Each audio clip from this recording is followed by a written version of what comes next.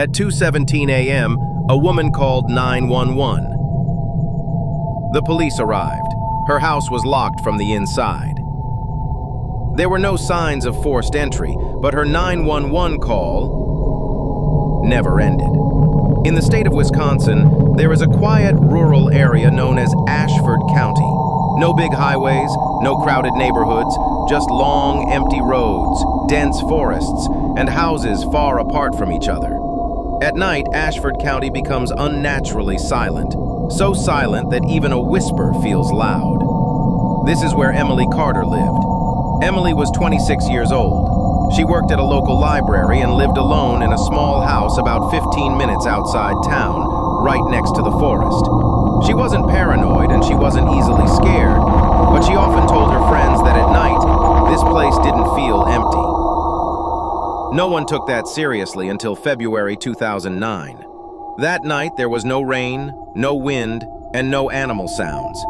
Emily was lying in bed, scrolling on her phone when she heard it. Tap, tap, tap on her bedroom window. She froze. There were no trees close enough to hit the glass.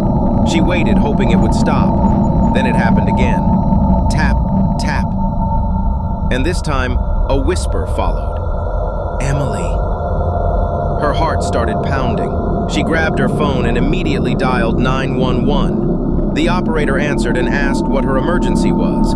Emily whispered that someone was outside her window. The operator asked if she could see him. Emily said, "No, but he knows my name." The operator stayed calm and told her police were on the way and asked her not to hang up. Suddenly, a sound came through the phone. It wasn't knocking. It was breathing. Slow, heavy breathing, extremely close to the phone. Emily lowered her voice and said, "He's not outside anymore. I didn't hear the door open." The operator told her to stay on the line and lock herself in a room if she could. Emily got out of bed, and then she heard it. Footsteps. Wooden stairs. Slow steps coming up.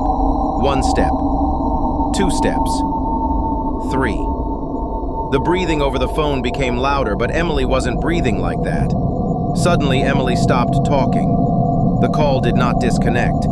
For the next 6 minutes and 12 seconds, the recording captured heavy breathing, something being dragged across the floor, and a low, distorted sound that almost sounded like laughter.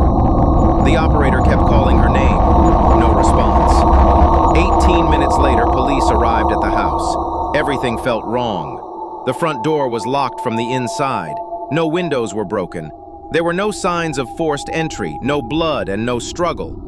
Inside, the house looked completely normal. Emily's phone was sitting on the dining table, still connected to 911. One officer noticed that the basement door was slightly open. When they went downstairs, they found writing on the concrete wall. Not written with paint or marker, but scratched in with fingernails. It said, "You let me in." Emily Carter was never found. The case was labeled a missing person case. No suspects, no evidence, and no explanation. But the most disturbing detail came later. When the FBI reviewed the 911 recording, they discovered a third voice on the call. It didn't belong to Emily. It didn't belong to the operator. The voice was extremely close to the phone, as if someone else was holding it and breathing into it. 6 months after Emily disappeared, another 911 call came from the same area. A woman whispered that someone was watching her and that he knows her name. In the background was the same breathing. But when police checked the call details, the caller ID showed Emily Carter. Emily had been missing for 6 months. To this day, people in Ashford County say that if you hear knocking at night, if a voice softly says your name, and everything feels quiet but wrong, do not open the door. Because some things don't break in. They wait for permission. And if you think this story is fake, ask yourself one question. How did a missing woman make a 911 call 6 months later?